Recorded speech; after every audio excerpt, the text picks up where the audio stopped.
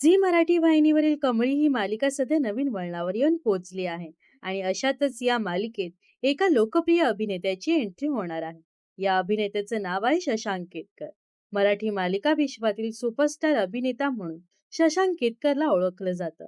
त्याचा चाहता वर्ग मोठ्या प्रमाणात आहे.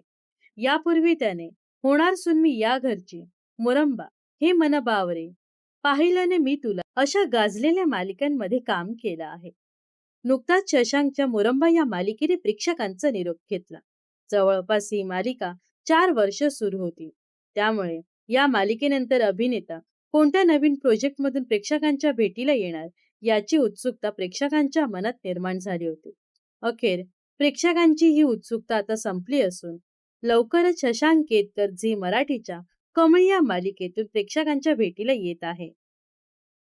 कमळ या मालिकेत लवकरच एका लोकप्रिय अभिनेत्याची एंट्री होणार अशा आशयाची पोस्ट झी मराठीने शेअर केली होती. मात्र यामध्ये शशांकचा चेहरा रिव्हील केला नव्हता.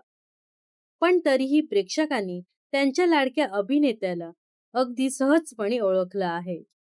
शशांक केतकर कमळीमध्ये कोचिंग क्लासचा मालक असलेला रितेश सरपोतदारची भूमिका साकारणार आहे. रितेशला सगळे कोचिंग विश्वातील बादशाह म्हणून ओळखतात. तर आता रितेश आणि कमळीचा सामना केव्हा होणार? शशांक साकारत असलेली भूमिका सकारात्मक आहे की यामध्ये कोणता तरी आणखी ट्विस्ट आहे, हे लवकरच आपल्याला आगामी भागात पाहायला मिळेल.